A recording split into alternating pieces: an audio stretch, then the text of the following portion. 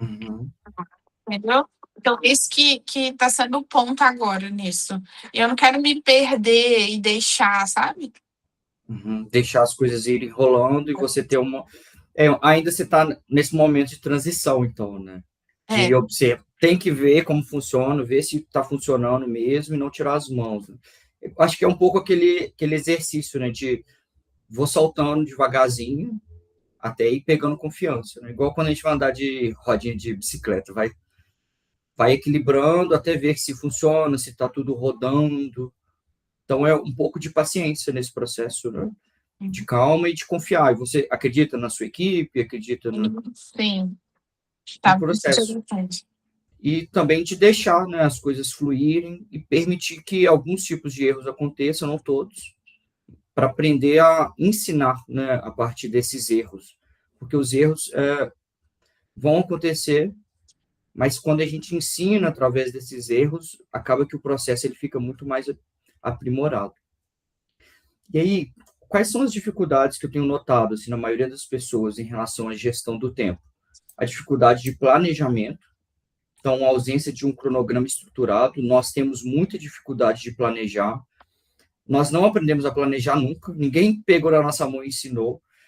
Então, às vezes, a gente quer planejar algo e a gente acaba caindo no risco de colocar uma tarefa que é grande demais para execução dentro de um tempo.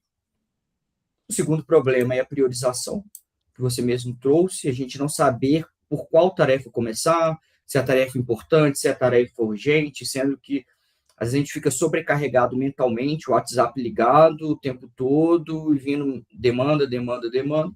A gente não sabe qual priorizar. Terceira são as interrupções, mensagens, notificações, colegas que podem entrar e interromper o foco, principalmente quando é ambiente físico e no ambiente digital, sobretudo na questão de WhatsApp, redes sociais, as notificações no celular, não saber qual atividade você vai ter que executar naquele momento pode acabar gerando essas interrupções. Quarto é procrastinação. Eu gosto de chamar procrastinação de ansiedade, né? Adiar tarefas difíceis ou desagradáveis. É ansiedade porque é uma sobrecarga emocional e mental. Então, muitas pessoas acabam vivenciando essa sobrecarga. E hoje, esse conceito de sobrecarga cognitiva está sendo muito em alta. O que é sobrecarga cognitiva? A gente está consumindo informação o tempo todo e essa informação acaba sobrecarregando a nossa mente. Vídeos, YouTube, TikTok, Instagram, mensagens no WhatsApp. Isso são informações e o nosso cérebro é limitado. A nossa mente tem limites de quanto que a gente consegue ter de informações diariamente. E o quinto ponto é ser multitarefa. Hoje a gente acaba sendo extremamente multitarefa porque temos muitas facilidades para começar tarefas. A gente sai do ponto zero ao ponto um com muita facilidade, mas dos demais pontos é um pouco mais difícil de seguir adiante. Beleza. Mas o afinal de contas, é gestão de tempo? O que você acredita que é gestão de tempo, Leidiane, Letícia? O que é gestão de tempo para você? Marcos, o que é gestão de tempo? Eu acho que é conseguir ter conclusão, eu acho, de determinada coisa que foi planejada. Ou que apareceu ali, mas você fez. É, e vai te dar mais produtividade ali no final do dia, sabe? Uhum. A gente costuma olhar para isso. Muitas pessoas acabam olhando gestão do tempo para gestão de cronograma, né? De colocar numa determinada agenda. Então, é como se fosse organizar, ter problemas e gerenciar esses problemas. Mas o que hoje eu entendo? Que não existe gestão do tempo. Não existe gestão do tempo. Porque o tempo, a gente não consegue controlá-lo. A gente não consegue gerir o tempo, porque ele vai passar independente do que aconteça. O tempo passa, né? Gosto de fazer igual a metáfora do rio. O rio ele vai passar. O que a gente pode aprender a navegar no rio, fluir no rio, mas não existe gestão do tempo, porque a gente não é Deus, a gente não tem controle sobre o tempo. queria nós podermos controlar o tempo. O que a gente tem, na verdade, é a gestão do comportamento. Nós podemos controlar o nosso comportamento no tempo. E olha lá, o nosso comportamento ainda, as nossas atitudes, a gente pode ter dificuldade. O tempo, ele acontece de qualquer maneira. Se você executa ou paralisa, ele vai passar. Se você executar ou não, as 24 horas, elas vão passar exatamente da mesma forma.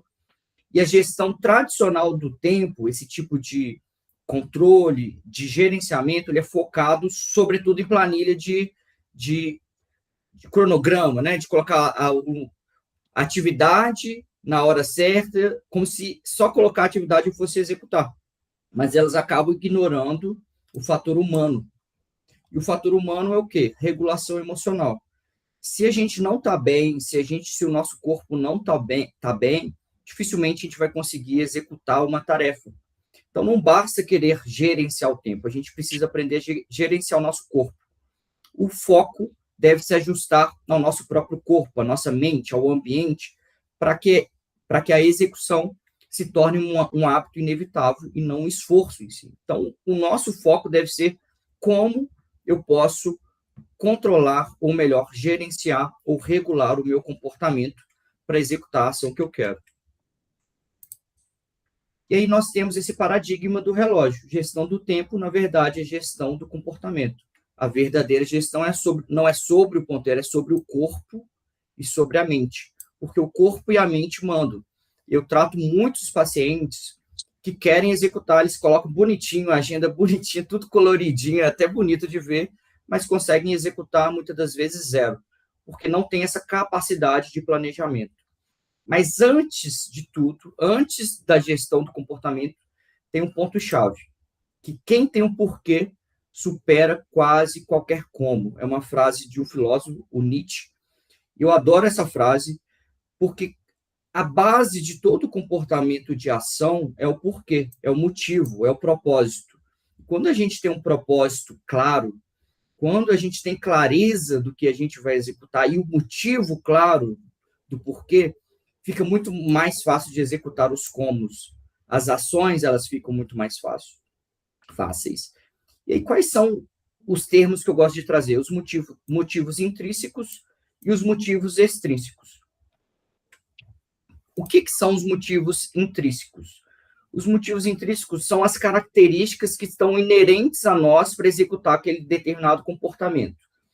A gente tem os porquês claros. Quando a gente tem aquele porquê dentro da gente, a gente executa com o máximo de energia, o máximo de fogo interno, com aquela fagulha, com aquela vontade de executar. Então, não importa a barreira. Quando a gente quer de verdade, quando faz sentido para a gente consegue trazer a execução. Então, os motivos intrínsecos são os pontos-chave. Tem pessoas que têm mais dificuldades de achar razões, de achar propósito, de achar sentido na execução, achar sentido na vida. Tem outras pessoas que têm mais facilidade. Mas quando você tem um negócio, é muito importante que aquele negócio ele faça muito sentido para você.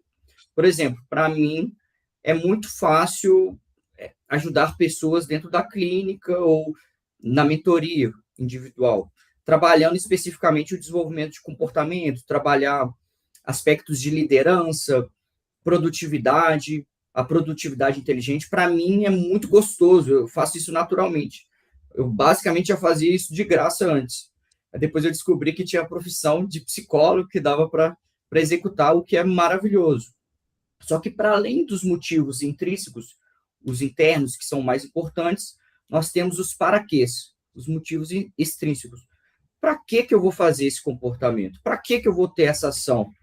Vai ser com um objetivo um pouco mais disperso, um pouco mais para fora de mim.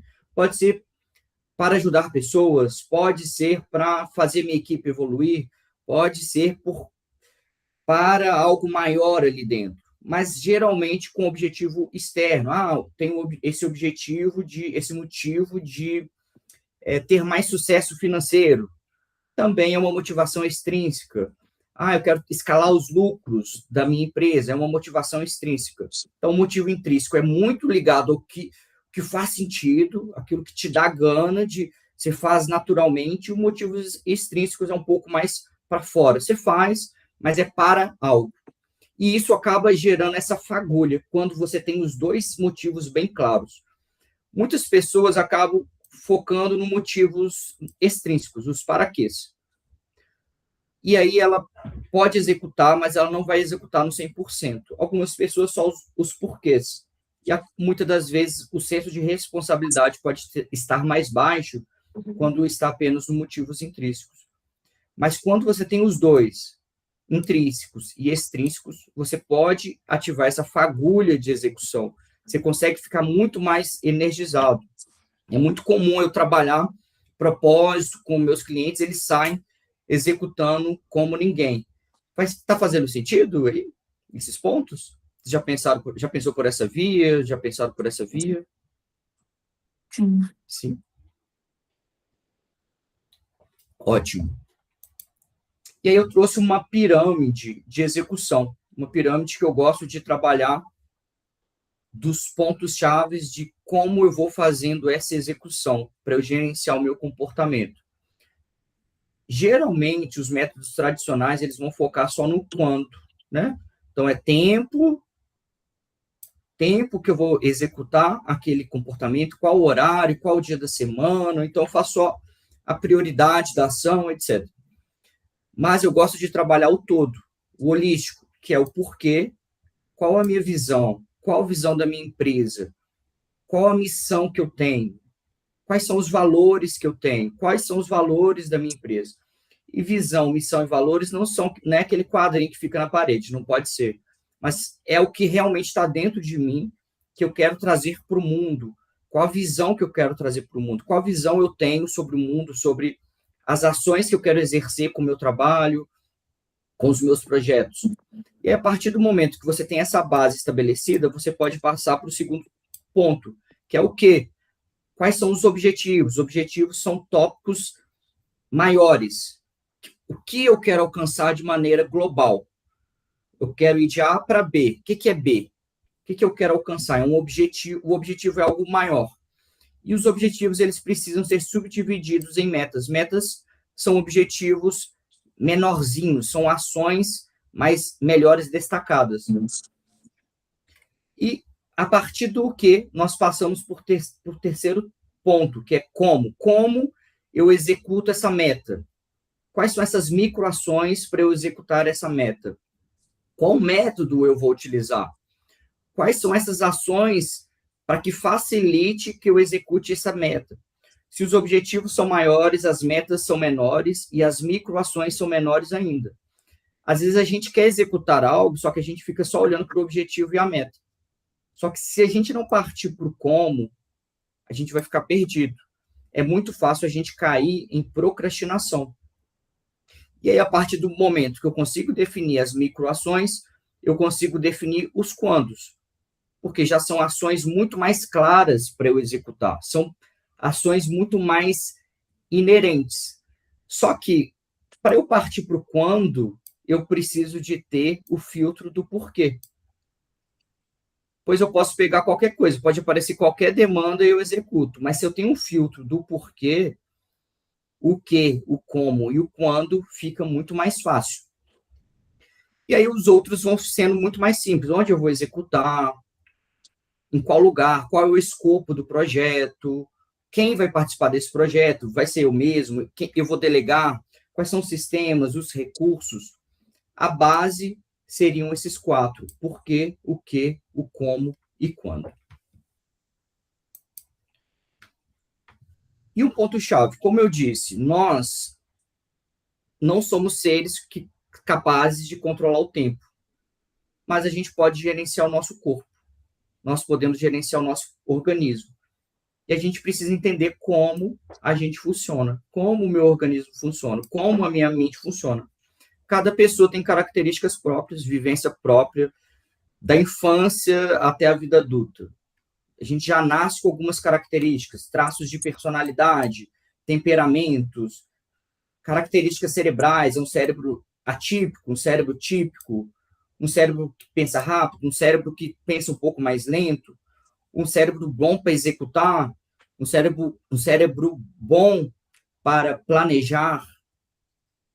Então, se a gente começa a entender como a nossa mente funciona, fica muito mais fácil executar e gerenciar o nosso organismo. Um ponto-chave, não existe uma regra de ouro única. Eu gosto de trabalhar conceitos para que cada pessoa desenvolva o próprio método de execução. Existem milhares de metodologias. Eu posso até trazer um dia aqui, mas não existe uma metodologia certa. Eu já experimentei tantas metodologias. Eu e o Uriel, a gente brinca assim que a gente pega a metodologia, aplica, testa para ver se funciona, mas cada momento acaba exigindo uma metodologia. Mas se você entende a ideia de como organizar, de como planejar, fica muito mais fácil. Pessoas que são muito agitadas, por exemplo, que têm um cérebro mais neurotípicos, pensam muito, têm um raciocínio super rápido, podem ter uma necessidade diferente de uma pessoa que é um pouco mais tranquila, um pouco mais passiva, que tem um comportamento mais centrado.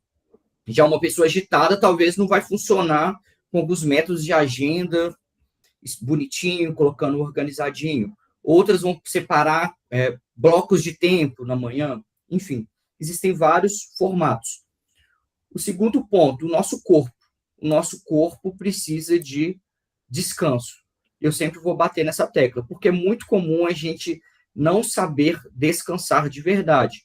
A gente está descansando, pensando no trabalho, pensando nos projetos, pensando nos problemas.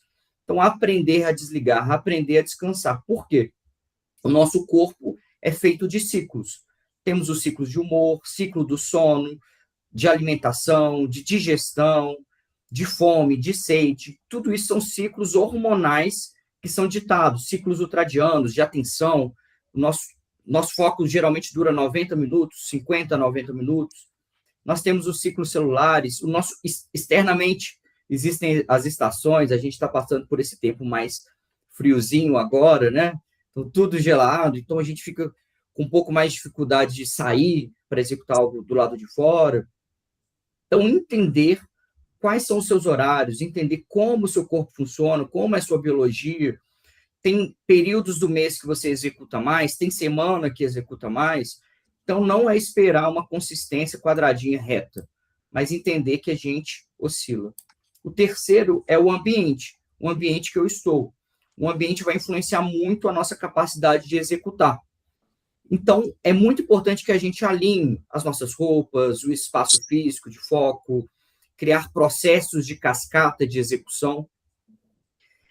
Porque se eu estou num ambiente muito desorganizado, muito bagunçado, ou um ambiente muito barulhento, pode ser que eu preciso de concentração e não vou conseguir executar. Se eu estou num ambiente que toda hora eu posso ser distraído, que toda hora tem notificação, que tem rede social, que tem televisão, isso vai, com certeza, atrapalhar a sua execução. Então, a gente precisa blindar o nosso ambiente. Vocês já caíram alguma vez nessa questão de querer uma produtividade assim, ó, meio reta?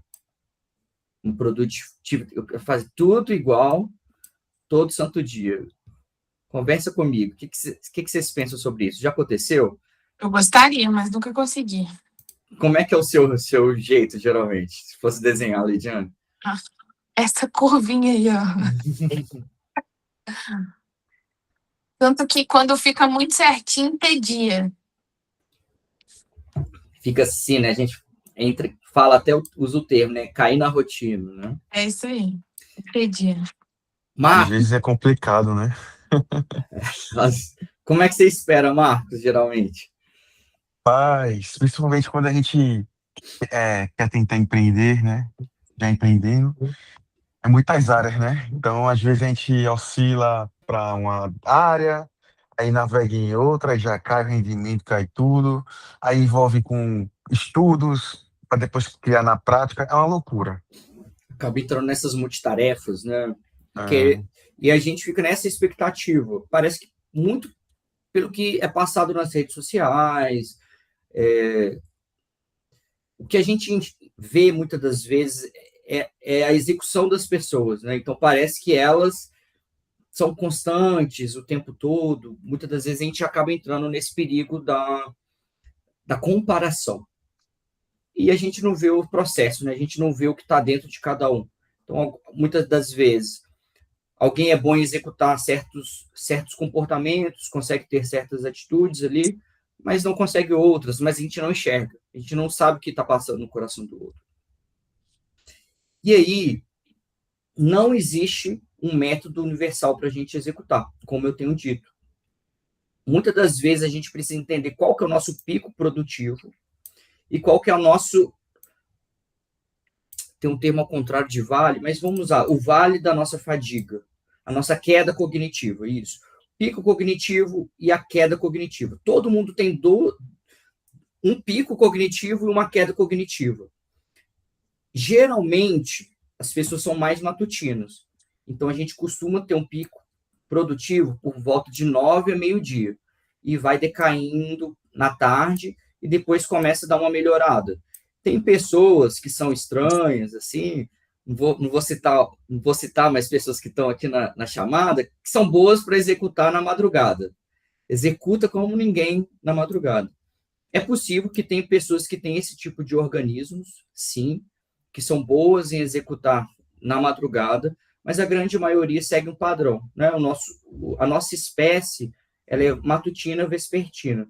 Noturnos, pessoas noturnas não existem, porque senão a gente teria olhos que brilham e enxerga no escuro, né?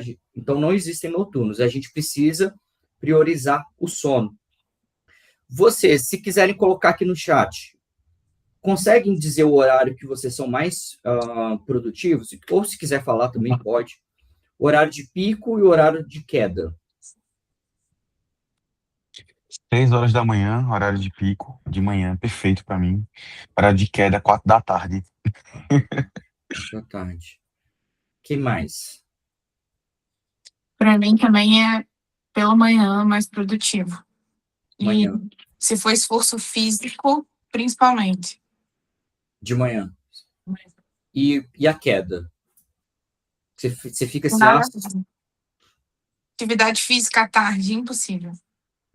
eu me lembro que quando eu estava estudando para cursinho, eu dava 6 horas da manhã, até as 11 eu ia estudar. Eu falava assim, nossa, eu entendia tudo, parecia que meu cérebro era, meu Deus, eu me sentia um Einstein. Aí dava 13 horas, de 13 às 16, eu não entendia nada. Eu falei, nossa, sou muito burro, não é possível, eu não tô entendendo. Eu já li isso de manhã. E aí, depois que eu entendi que existiam esses picos cognitivos e quedas cognitivas, foi um alívio enorme, porque aí eu consegui gerenciar melhor o meu comportamento. Olha, de manhã eu vou colocar atividades que eu executo, que tem mais demandas cognitivas, que eu tenho que pensar mais, e na parte da tarde, tarefas um pouco mais tranquilas, que eu não preciso raciocinar tão profundamente, que fica mais fácil. No meu caso, eu coloco pessoas, reuniões, sessões, geralmente eu coloco à tarde, e de manhã é mais estudo, criação de conteúdo, gravação. E um ponto-chave, assim, que eu sei que a maioria das pessoas pecam. A gente tem dificuldade hoje em dia de focar no que é singular. Essa é a nossa maior dor. Focar em uma ação, focar no que é prioridade, na prioridade inegociável. Ou seja, a capacidade de dizer não. A gente tem muita dificuldade, é a maior dificuldade hoje em dia. Tem muita demanda com IAs, com internet. Ficou muito fácil fazer as coisas. Eu vou bater muito nessa tecla. Ficou muito fácil sair do 0 para o 1. Mas do 1 para o 2, para o 3, para o 4, subir esses níveis é muito mais difícil. E a gente precisa priorizar, aprender a priorizar. Eu falo isso, inclusive, para mim mesmo. Assim, é uma das nossas dores. Eu e o Yuri, a gente fala, a gente tem muita potencialidade para fazer quase tudo. A gente tem uma capacidade de aprender rápido, a gente entende de várias coisas, mas se a gente sair pegando tudo, a gente não vai fazer nada, a gente não consegue evoluir nada. Então, a sacada, se você tem dificuldade disso, é aprender a priorizar o que é inegociável. Então, comece a pensar o que é negociável na sua empresa hoje, O que é a prioridade inegociável na sua vida? O que é extremamente importante? E um ponto-chave, não existem prioridades no plural. O livro Essencialismo, ele traz isso. Não existe prioridades no plural. É uma prioridade. Qual que é a prioridade mestre, a chave? A partir da prioridade, a gente pode quebrar essa atividade em outras atividades, igual eu trouxe aqui. Ó, pensa que aqui é a base, é a prioridade. A partir da prioridade, eu consigo ir destravando ou gerando microações. Faz sentido? Sim? Beleza. E aí eu crio uma matriz aqui de decisão essencialista, a capacidade de dizer não. Então, o não, gente, eu sempre trabalho isso. O não é a arma mais poderosa que a gente tem, é um superpoder, assim. Se a gente dissesse mais não, a gente deixaria de cair em tanta enrascada, a gente entraria em menos projetos que não fazem o menor sentido para a gente, porque a gente tem clareza do nosso propósito. Quando a gente diz não, a gente tira algumas pessoas, as pessoas erradas do nosso caminho e atrai as pessoas certas. O não é o nosso superpoder, é o filtro de propósito. E aí, por exemplo, você tem uma nova demanda, tem uma ideia genial, incrível, um projeto incrível. Aí o que você vai fazer a pergunta? Está dentro do meu propósito? Está alinhado com o meu porquê? Está alinhado com o meu norte? Sim. Se sim, vão executar, vamos colocar junto. Se não, eliminar. Muitas das vezes a gente tem vergonha ou medo de desagradar as pessoas. Mas esse medo é mais dentro da nossa cabeça do que no outro. Assim, a maioria das pessoas, quando a gente fala não, pode até doer na hora lá para ela, uns 10 minutinhos, 5 minutinhos, mas depois de um dia ela esquece. Depois de um mês, ela nem lembra que você disse não. Depois de 6 meses, vocês já estão fazendo as coisas juntas, já estão no mesmo lugar. Então, o não, ele é mais poderoso para a gente do que para o outro, assim, do que tem uma relevância para o outro. É aprender a colocar limites. E se a gente não coloca limites, o outro faz o que ele quer. Porque o outro não sabe o limite. Imagina se a nossa casa não tivesse porta. É muito mais fácil qualquer pessoa entrar. Mas nas nossas relações, elas precisam ter porta, elas precisam ter fronteiras, precisam ter limitações. E o não é a sua fronteira, é a sua arma mais poderosa. Vocês têm dificuldade de dizer não? Ou é tranquilo? Tô melhorando. Qual que é a dificuldade, Leidiane? Acho que é lidar com a insatisfação mesmo do outro. Carregar essa insatisfação. Sustentar, né? É isso. Vai fazer o que eu falei. Pronto. Dar muita oportunidade de mudar, sabe? É isso Antes aí. de chegar um não. Por exemplo, ontem eu tava, tô tentando ajudar uma menina, né, pra conseguir o mercado de trabalho, e aí coloquei pra ela fazer curso de design e tudo mais, e aí o básico, depois de passar mais de 4 horas ensinando a mexer, por exemplo, no Figma, pedi pra ela fazer uma atividade, né, ela tinha o resto da manhã e o resto da tarde pra entregar. Cara, ela não entregou, velho. Tipo, ela não fez nada do que eu tinha falado, sabe? Isso me desgastou muito, porque eu passei mais de 3 horas em videochamada, ensinando, e as coisas não fluíram. Até que eu conversei com minha mãe e ela falou assim: meu filho, eu acho que isso não é para ela. Porque uma pessoa, quando ela tá. Não que ela seja preparada ou algo do tipo, mas eu acho que quando ela tem um pouco de um dom, ela meio que sabe desenrolar, sabe? E eu tô parecendo que tô dando murro em ponta de faca. Mais ou menos isso. E Aí às eu tô vezes, sentindo que eu tô precisando dizer um não, sabe? e às vezes você dizer um não para uma pessoa, você está ajudando ela. Uhum. Às vezes, eu gosto de fazer a brincadeira com criança, né? Ó, criança, você chega e fala, ó, não bota o dedinho na tomada, não enfia nada na tomada. Você fala 1000 vezes. Você está protegendo ela. Você está protegendo ela. Então, é importante do não. O não, muitas das vezes, ele é bom para a gente, mas quando a gente é líder, ou a gente está no negócio, a gente está ajudando as pessoas, você também está protegendo o outro. Você está ajudando o outro, está contribuindo para a vida do outro. Porque a vida é cheia de nãos. E é uma das palavras que a gente mais ouve desde criança. Por muito incrível que sentido. pareça, a gente já está acostumado com o não. A gente só não está acostumado a falar. Então, quanto mais rápido a gente aprender, e é um hábito, aprender a usar essa palavrinha, melhor a gente vai ficar, mais habilidoso. Se a gente não usou muito na vida, se a gente não aprendeu na infância, na adolescência, no início da vida adulta, então a gente precisa aprender. É como se fosse uma habilidade. Existe um treino. A gente pode começar a treinar pequeno. E a matriz do essencialismo. Uso do não. Qual que é o comportamento amador? Raramente utilizado. Eu cedo por medo de falhar ou desagradar os outros, então eu não digo não. Qual que é a postura executiva SILT? O não é a arma primária, usado constantemente para blindar o seu foco, atenção e execução. O não vai te blindar, o não vai te proteger. Vetor crítico, seleção de metas. Qual que é o comportamento amador? Assumir projetos complexos e sem fragmentação clara e se sobrecarrega.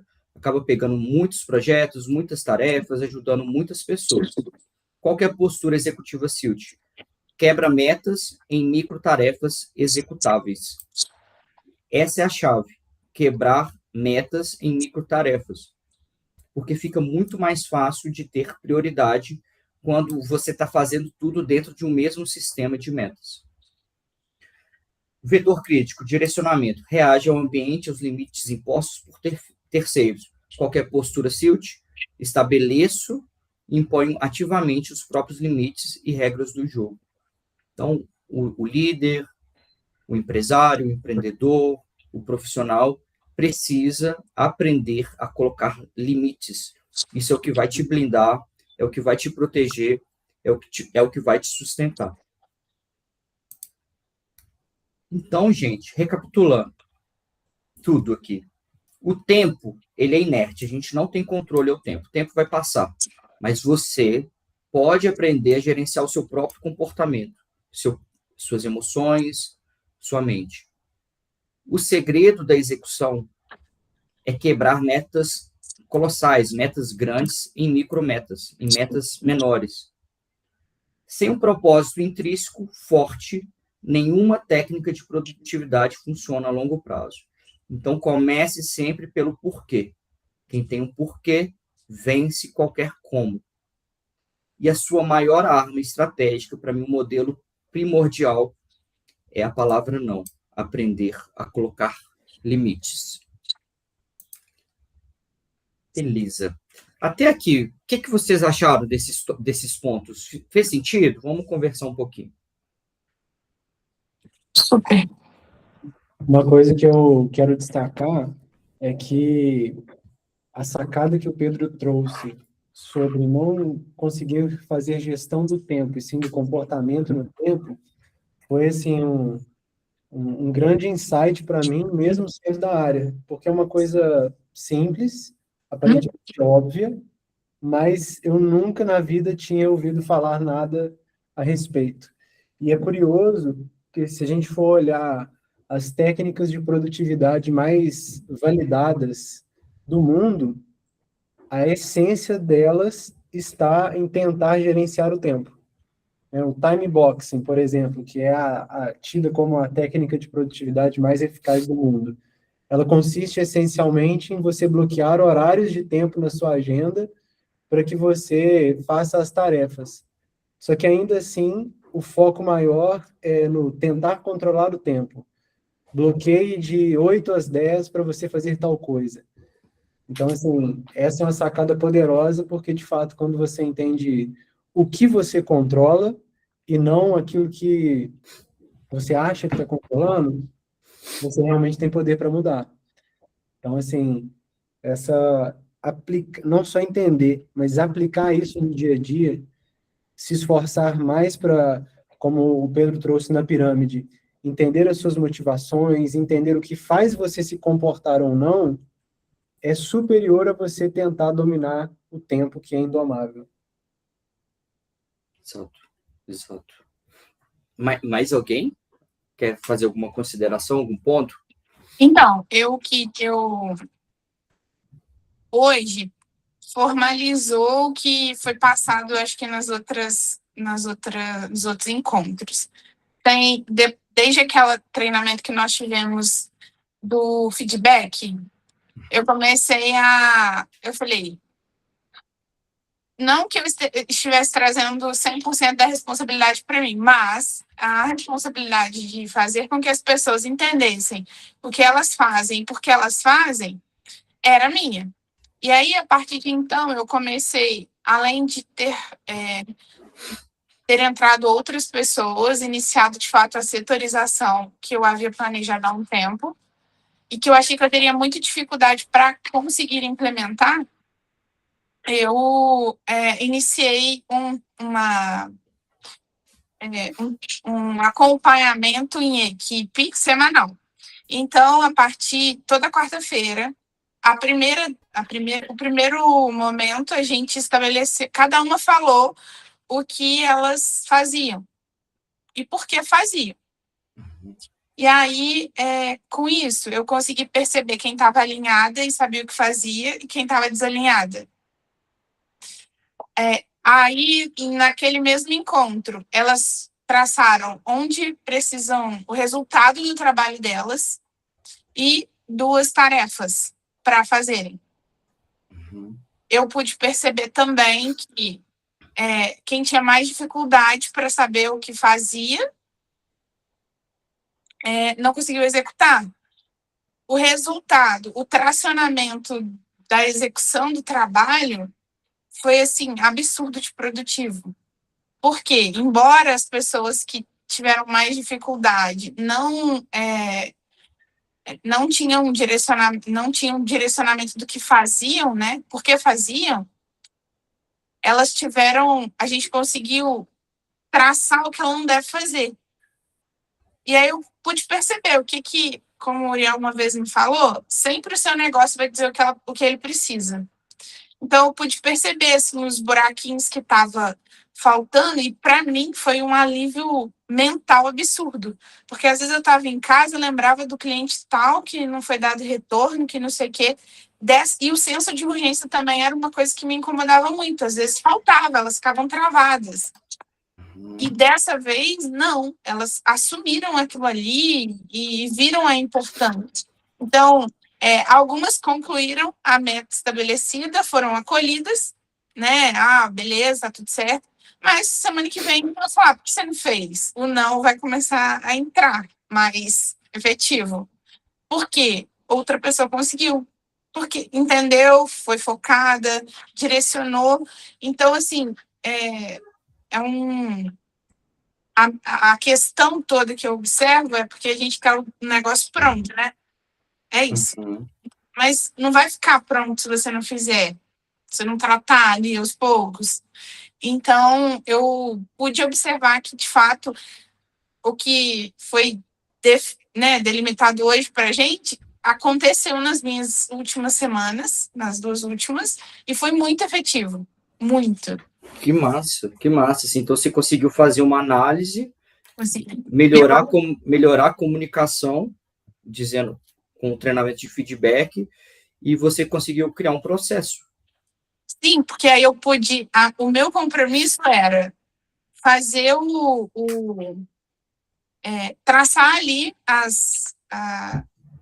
primeiro me comprometer com a reunião, né? Um ponto. Com regularidade, alinhamento sempre. Segundo, dar os feedbacks coletivos. E elas entenderem que elas integram ali, cada uma depende da outra para executar. E terceiro, que a gente tem um objetivo em comum. Então, se alguém falhar, todo mundo está responsável, todo mundo vai cooperar, sabe? Porque a gente trabalha com coisas muito sensíveis, não dá para deixar, porque fulano não fez. Não, todo mundo tem responsabilidade. E aí eu também pude observar que aonde que consegui colocar a cultura do escritório em linha reta. Porque aí todo mundo tem senso de responsabilidade, todo mundo tem senso de empatia, todo mundo tem um objetivo em comum, todo mundo comemora, todo mundo se ajuda. Eu pude perceber isso muito linear essa semana, sabe? Uhum. Foi bem Muito bom. interessante.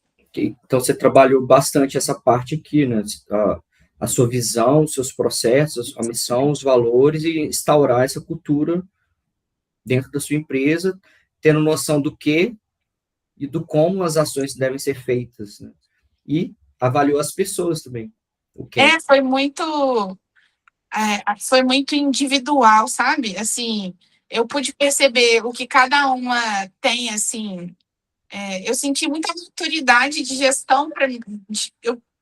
Eu me dei parabéns, porque eu consegui fazer. Parabéns, ó, vamos todos bater palmas para a Leidiana. Consegui, que era uma coisa muito dolorida para mim. Eu achava que eu não conseguia ser gestora. Então, nesse sentido, para mim, eu achei que foi muito bom. E teve também feedback delas, né? No sentido de perceberem isso. Legal, parabéns, parabéns. Obrigado por trazer esse feedback tão legal também. Parabéns, é muito bom, né, a gente ver crescendo porque às vezes a gente também não nota nosso amadurecimento ao longo do processo. E é muito importante que a gente fale em voz alta quando a gente evolui e as coisas boas que a gente consegue executar para a gente valorizar para a nossa mente que a gente está evoluindo. Então, parabéns. Obrigada. Muito legal. Eu recebo elogio. Não, hoje eu recebo. Aí, ó. Tá aprendendo agora. Já estou aprendendo. Novo comportamento. Isso aí. Gente, mais alguém gostaria de compartilhar alguma coisa sobre essa conversa, sobre os pontos? Teve algo que chamou a atenção?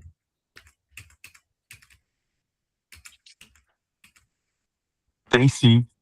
Essa conversa foi muito importante porque ela meio que me resgata às vezes, sabe? Quando eu tô num fluxo muito de tipo, meu Deus, eu passo 2 dias numa coisa que eu poderia ter resolvido em menos de 1 hora. Ter esse cuidado de não consumir tanto conteúdo, que isso também acaba atrapalhando a nossa mente, né? A gente acha que somente fazer, praticar, ensinar, consome, mas o todo, né? E ter os momentos de descanso também, que para mim está sendo a peça-chave para manter a mente em dia. Muito bom, muito bom. Inclusive, você me deu uma ideia de trazer um tema para o próximo, como a gente pode silenciar um pouco esse tanto de estímulos, porque nosso cérebro ele precisa de uma vazão, né? Imagina uma pia que está entupida, aí ela não vai embora, fica cheia de água ali, né? E ela vai transbordando. Assim é a nossa mente. E como que é abrir a pia para deixar ela ir embora? É o descanso, é o silêncio, aprender a ter um pouco de silêncio mental. Isso ajuda muito, muito, muito mesmo. Então, vou ver se vou trazer esse tema em um dos próximos encontros. E aí, gente, só para um ponto de ação para vocês fazerem nessa semana, é o seguinte, quero que vocês escrevam em um papel apenas uma prioridade absoluta para o seu negócio essa semana. Apenas uma prioridade.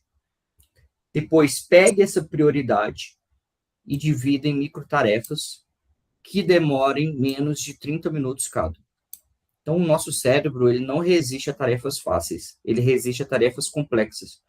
Pega uma tarefa, a prioridade absoluta para o seu negócio, divida em 3 microtarefas e depois programe a execução dessas microtarefas para seu pico de energia, que seja manhã, tarde ou noite, e tenta entender qual é esse pico, obviamente, e comece a praticar o não. Recuse formalmente pelo menos um convite, reunião ou pedido que não esteja alinhado com sua prioridade singular. Combinado? E aí eu vou pedir para vocês mandarem, a gente vai liberar o grupo, mandar esse exercício, a resposta do exercício lá no grupo, para a gente gerar um pouco de conversa lá, que eu acho que vai ser legal. Então, só retomando, escolher uma prioridade absoluta, dividir em 3 microtarefas, em seguida, programar a execução dentro do seu pico de energia e quarto ponto, dizer não, colocar limites, falar não. Ok? E para a gente fechar, não existe prioridades no plural. Aprenda a dizer não, vire um fazedor implacável e deixe o seu sistema trabalhar por você. Isso aí, pessoal. Muito obrigado, né, por estarem com a gente nesse horário. Vamos ver se esse horário vai funcionar ou se a gente vai mudar para um outro horário que faça mais sentido, tá bom, gente? Muito obrigado. Beijinhos, Tá beijinhos. certo. Tchau, obrigada. Valeu. Tchau, muito obrigado. Até mais. Tchau, tchau, tchau, tchau.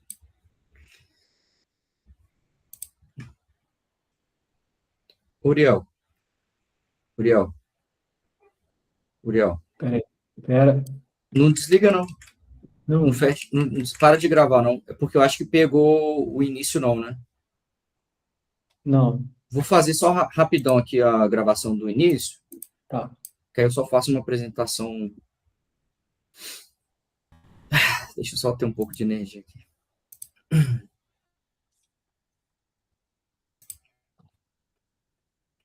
Ó, hoje o nosso tema vai ser sobre a gestão do tempo. Muitas das vezes nós entendemos gestão do tempo de forma equivocada.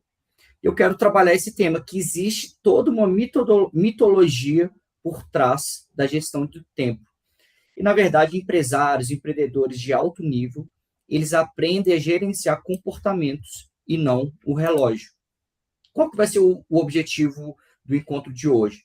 Desmistificar o tempo, entender por que gerenciar o tempo é uma batalha perdida, qual que é a verdadeira métrica, a raiz da execução, como o propósito intrínseco destrava qualquer paralisia, aprender a construir sistemas de ação, estruturar ações que facilitam a execução com base em microtarefas e a ancoragem, a arte do não, aplicar o essencialismo para proteger seu principal propósito.